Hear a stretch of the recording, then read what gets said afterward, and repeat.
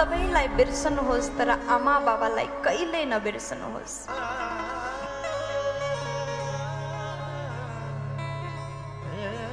जसको आमा हुँदैन उसलाई आमाको महिमा थाहा हुन्छ। आज हजुर मन्दिर जानुहुन्छ, तीर्थ जानुहुन्छ, केदार बद्री केदारनाथ जानुहुन्छ, 4 धाम यात्रा गर्नुहुन्छ। व्यासपीठबाट निवेदन गर्न चाहन्छु, यदि हजुरले 4 धाम यात्रा गरे तापनि घरमा भएका वृद्ध मातापितालाई रुवाउनु भएको छ भने भगवानले हजुरलाई त्यो यात्राको फल कदापि दिनुहुन्न।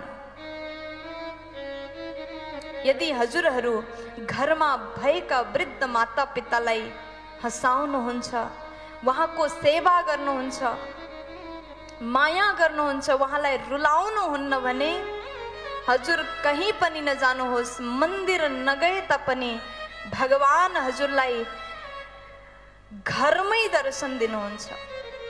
मातापिताको रूपमा नै भगवान हुनुहुन्छ। मातृदेवो भव पितृदेवो भव, हामीहरूले पढेका हुन्छौँ शास्त्रमा।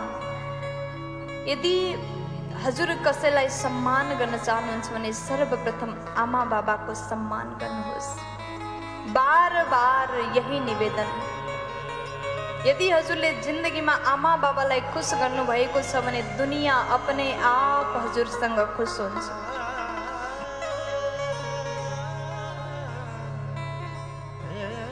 जसको आमा हुँदैन उसलाई आमाको महिमा थाहा हुन्छ। सज्जन वृन्द, आमा भनेको बाबा भनेको अक्सिजन समान हो, पानीको जस्तै हो। यदि हजुरको घरमा खूब टंकी भर पानी छ भने हामीहरू खूब फाल्तु वेस्ट गर्छौं। यदि पानी एक दिन भएन भने हामी तडपिन्छौं पानीको बिन, हैन?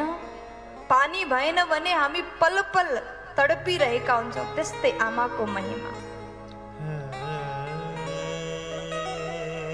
माँ बच्चों की जान